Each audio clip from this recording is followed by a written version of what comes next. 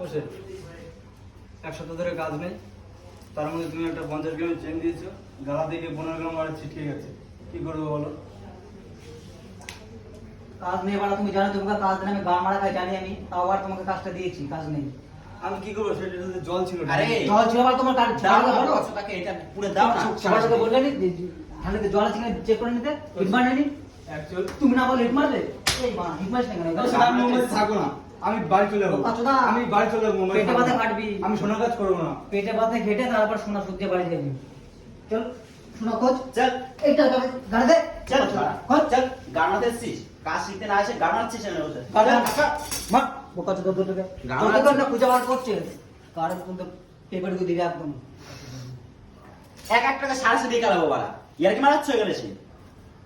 খোঁজ, শোনা খোঁজ, গান মারাচ্ছ এখানে এসে।